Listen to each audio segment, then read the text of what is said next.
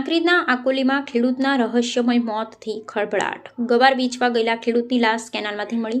Mobile અને ગવાર એક જગ્યાએ તો લાશ કિલોમીટર દૂર। પરિવારે વ્યક્ત કરી હત્યાની આશંકા। બનાસકાંઠા જિલ્લા કાંકરેજ તાલુકાના આકોલી ગામે એક અત્યંત ચોંકાવનારી અને શંકાસ્પદ ઘટના સામે આવી છે। પોતાના ખેતરની ઉપજ વેચવા નીકળેલ એક નિર્દોષ ખેડૂતનું રહસ્યમય સંજોગોમાં મોત નીપજતા સમગ્ર પંથકમાં અરેરાટી સાથે અનેક સવાલો ઊભા થયા છે। પરિવાર અત્યારે ઘેરા શોકમાં છે અને ન્યાયની ગુહાર લગાવી રહ્યા છે। પ્રાપ્ત વિગત અનુસાર આકોલી ગામના લાડજીજી રૂપસીજી ઠાકોર ગત 30 તારીખે પોતાનું બાઇક લઈ થરા ખાતે ગવારફળી વેચવા માટે નીકળ્યા હતા।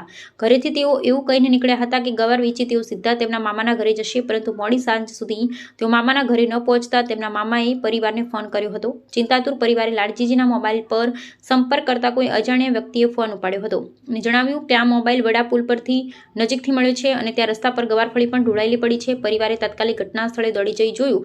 ખરેખર ગવારફળી રસ્તા પર વેરાયેલી હતી, પરંતુ લાડજીજી કે તેમના બાઇકનો કોઈ જ અતોપતો ન હતો। ભારે શોધખોળ બાદ પણ ભાળ ન મળતા આખરે સાંજે સિહોરી પોલીસ મથકે ગુમ થયાની જાણ કરવામાં આવી। બીજા દિવસે કેનાલમાંથી લાશ મળી અનેક સવાલો ઉઠ્યા। તારીખ 1 તારીખના રોજ સોશિયલ મીડિયાના માધ્યમથી પરિવારને જાણ થઈ કે ઓગળના અધગામ પાસેથી પસાર થતી મુખ્ય નર્મદા કેનાલમાં એક અજાણી લાશ મળી આવી છે। પરિવારે ત્યાં પહોંચીને જોયું તો તેમના પગ નીચેથી જમીન સરકી ગઈ, કારણ કે આ લાશ લાડજીજીની જ હતી। મૃતદેહને તાત્કાલિક પીએમ અર્થે થરા રેફરલ હોસ્પિટલ ખાતે ખસેડવામાં આવ્યો હતો અને થરા પોલીસને જાણ કરાઈ।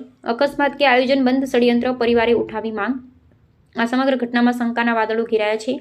પરિવારનો સીધો સવાલ છે કે લાડજીજીનો મોબાઈલ અને ગવારફળી વડાપુલ પાસે મળ્યા, બાઇક ગાયબ છે અને લાશ ત્યાંથી 1 કિલોમીટર દૂર અધગામની મુખ્ય કેનાલમાંથી મળી। વડાથી અધગામ વચ્ચેનું અંતર જોતા કોઈ સામાન્ય અકસ્માત લાગતો નથી। આ તમામ કડીઓ કોઈ મોટા ષડયંત્ર તરફ ઇશારો કરી રહ્યા છે। શોકમગ્ન પરિવારે મીડિયા સમક્ષ રડતા હૈયે પોલીસ પાસે તટસ્થ અને કડક તપાસની માંગ કરી છે કે જેથી મૃતકને ઝડપી ન્યાય મળી શકે। પોલીસ સૂત્રોના જણાવ્યા અનુસાર હાલમાં આ મામલે એડી દાખલ કરવામાં આવી છે અને સઘન તપાસનો ધમધમાટ શરૂ કરી દેવામાં આવ્યો છે। સત્ય શું છે તે તો તપાસ પોલીસની નિષ્પક્ષ તપાસ બાદ જ બહાર આવશે। અહેવાલ જયંતિભાઈ ઠક્કર, ન્યૂઝ 16 ગુજરાતી। મારું નામ ભારુજી રીપસીજી અને જે મરનાર છે એ લાડજીજી રીપસીજી ગત તારીખ 30ના સવારના વહેલા ગવારફળી વેચવા માટે થરા માર્કેટમાં નીકળ્યા। તેથી એમની ગવારફળી અને મોબાઈલ વડાની સીમમાં વડાના પુલના આ બાજુના છેડેથી અમને મળી આવેલ અને એના પછી પાછા ઘરે નહીં આવે અને મામાને ઘરે જવાનું કીધું હતું। એટલે મામાને ઘરે ગયા નહોતા અને મારા મામાના છોકરાએ ફોન કર્યો, એટલે એમનો ફોન કોઈ અજાણ્યા વ્યક્તિ સાથે વાત થઈ।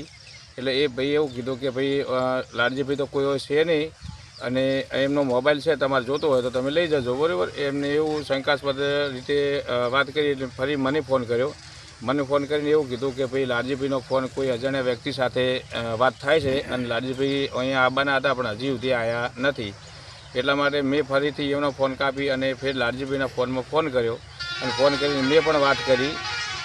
એટલે મારી જોડે પણ એ અજાણ્યા વ્યક્તિએ બોલ્યા એટલે મને એમ જ કીધું કે ભાઈ ફોન તો મારી જોડે છે, તમારે જોવે તો લઈ જજો। લાડજીભાઈને હું ઓળખતો નથી, પણ અહીંયા ગાર્ડની ફળી પડી છે અને મોબાઈલ પણ પડ્યો છે। એટલે અમે શોધખોળ કરવાનું ચાલુ કર્યું, એટલે લાડજીભાઈ આટલામાં જો દેખાણા નહીં। પછી અમે સિહોરી પોલીસ સ્ટેશનમાં ગુમ થયા એવી અમે અરજી આપી રાત્રે, અને એને આખી રાત અમે જ્યાં ત્યાં ગાડીઓ થોડાઈ સગાવાલામાં ગોત્યા પણ અમને ક્યાંય મળ્યા નહીં। પછી એનાથી અમે કેનાલમાં ચોગાથી અધગોમની સીમમાંથી અમને લાશ મળી, એટલે એવી અમને ફોન આવ્યા, કોઈ મીડિયામાં એવું બધું આવ્યો ફોનમાં, એટલે અમે તાત્કાલિક ધોરણે અહીંયા દોડીને ગયા, એટલે લાશ અમારી હતી। એટલે આના માટે હવે લાશનો અમારું બાઇક નથી મળતું। એક તો પહેલું તો બાઇક જ નથી મળતું, એમનું બાઇકે નહીં મળતું અને લાશ અમને કેનાલમાંથી મળી। મોબાઈલ અમને વડાની સેમમાંથી મળ્યો।